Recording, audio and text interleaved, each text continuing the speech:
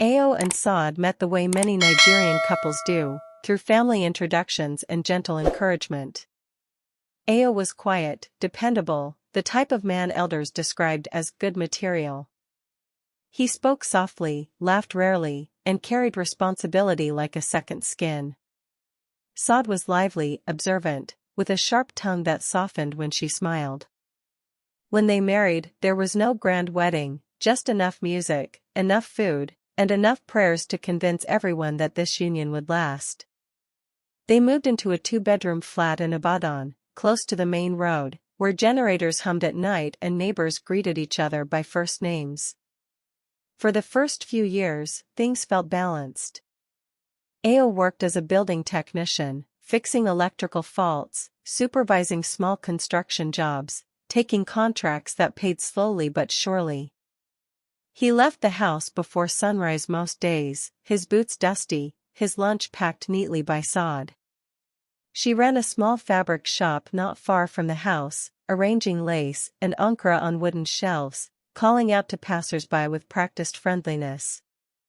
Money was not plenty, but it was enough. They talked about children. They talked about moving to a better area someday. They believed time was on their side. Then time began to stretch in uncomfortable ways. Contracts delayed. Clients postponed payments. Some disappeared altogether. Ayo started coming home later, shoulders slumped, voice tired. He spoke less about the future and more about survival. Sade noticed the changes. She noticed how he counted money twice before handing it over. How he sighed before paying bills. How weekends that used to include small outings now ended at home with silence and television noise. She told herself this was marriage. That seasons change. But disappointment does not announce itself loudly. It settles quietly, like dust. At night, while Ayo slept, Sade lay awake scrolling through her phone. She saw classmates posting pictures from Lagos restaurants, friends celebrating birthdays in hotels, women her age talking about businesses that were doing well. She compared their smiles to her own reflection in the dark screen. She never said these thoughts aloud. In the morning, she still packed Ayo's lunch. Still asked if he was okay. Still played the role of the understanding wife. But something inside her began to ask questions she did not want to answer. The shop became her escape. It was where she felt seen, where customers complimented her taste, where conversations flowed easily. That was where Kunal first walked in, 6 months before everything changed. He asked about a particular fabric, spoke confidently, paid without bargaining. He returned a few days later, then again. He remembered her name. He noticed her mood. "You always look tired," he said once, not accusing, just observing. Sade laughed it off. But no one had said that to her in a long time. Their conversations grew longer.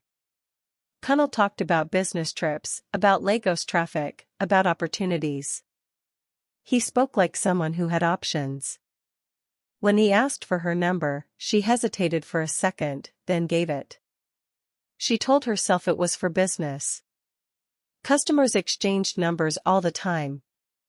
That night, his message came. Simple. Polite. Friendly. She replied. Slowly, the lines she promised herself not to cross began to blur. Ayo sensed the shift before he understood it. He noticed Sade smiling at her phone. Not the polite smile she gave customers, but a softer one. He asked, casually, "Who's making you laugh like that?" Sade replied too quickly, "One of the women from the market." Ayo nodded, but the answer did not settle well. He did not accuse. He did not shout. He simply watched, quietly, the way he always did. Weeks passed. Messages turned into calls. Calls turned into late nights. Kunal listened in a way that made Sade feel important. When she complained about slow business, he offered ideas. When she mentioned money worries, he shook his head. "You're too sharp to be stuck like this," he said. "Some people are just comfortable managing stress. Others want more." The words did not sound like insults, but they felt like invitations. Sade began to see her marriage through Kunal's lens. Not as a partnership, but as a limitation. At home, Ayo tried to close the growing distance. One evening, he came back earlier than usual with takeout from a small restaurant. "I got a small contract today," he said, forcing a smile. "It's not much, but it's something." Sade congratulated him, but her mind was elsewhere. She ate slowly, barely tasting the food. She wondered why this effort came now, when her heart was already drifting. Guilt pricked her briefly, then faded. She told herself she could not keep sacrificing her dreams for patience that might never pay off. The house grew quieter. Conversations became functional. Who paid which bill? What to cook? What time to sleep? At night, Sade lay beside Ayo, listening to his breathing, thinking of another voice. She hated herself for it, but not enough to stop. Kunal began to ask questions. "How long do you plan to keep living like this?" he asked one night. Sade did not answer. Silence, in that moment, felt like agreement. She started imagining a different life. Not wildly different. Just easier. A place where money was not always a problem. Where she did not feel like she was waiting for something that might never come. The thought scared her at first. Then it comforted her. She began to see Ayo less as a husband and more as an obstacle. She did not hate him. That made it worse. Because leaving a good man felt harder than leaving a bad one. The first truly dangerous thought came to her unexpectedly. She was reading a story online about a woman whose husband died suddenly. Food poisoning, the article said. The comments were full of sympathy. No suspicion. No questions. Sade closed the page quickly, heart racing. She told herself she was sick for even thinking about it. She prayed that night with extra intensity, asking God to remove bad thoughts from her heart. But thoughts, once invited, rarely leave quietly. Days later, Kunal complained about the secrecy. "I can't keep pretending," he said. "I want a life that's clear." Sade felt cornered. She could not leave Ayo easily. Family pressure, church, reputation, all stood in the way. Divorce was not simple. Starting over felt heavy. The thought returned, slower this time, less shocking. What if there was another way? She did not fully accept it. Not yet. But she did not reject it either. One evening, Ayo asked her gently, "Are you still happy?" The question caught her off guard. She stared at him, seeing the lines on his face, the exhaustion he carried silently. For a moment, she wanted to confess everything. To end the lies. But fear won. "I'm just tired," she said. Ayo nodded. "We'll be okay," he replied, more hope than certainty in his voice. Sade turned away, eyes burning, knowing that okay no longer felt enough. That was how part one of this story truly began. Not with violence. Not with cruelty. But with quiet dissatisfaction, unspoken comparisons, and a woman convincing herself that wanting more justified everything else. And as you listen to this, ask yourself, how many decisions do we make in private that slowly shape outcomes we never imagined we'd face? By the time Sade admitted to herself that her heart had crossed a line, she was already living two lives. In one, she was still a wife who cooked, cleaned, and answered neighbors politely.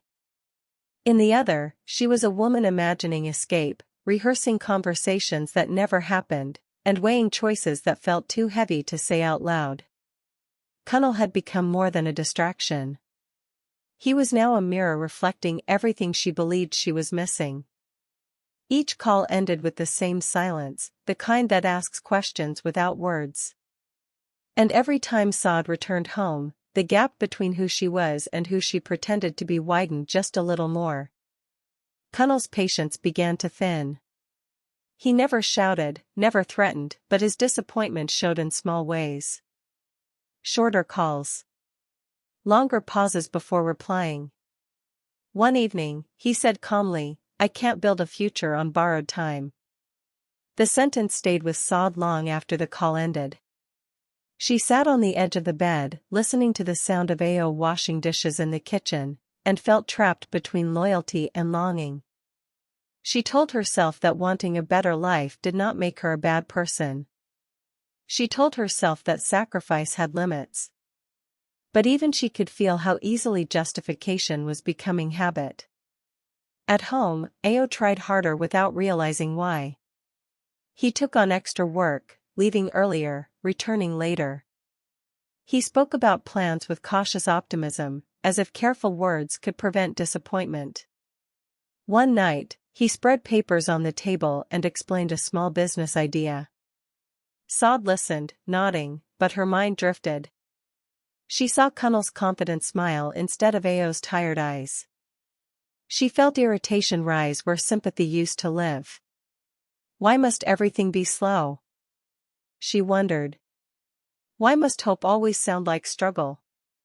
She hated herself for the thought, but she could not undo it. The dangerous idea returned not as shock, but as possibility. It came during quiet moments, when the house felt too small and the future felt too long.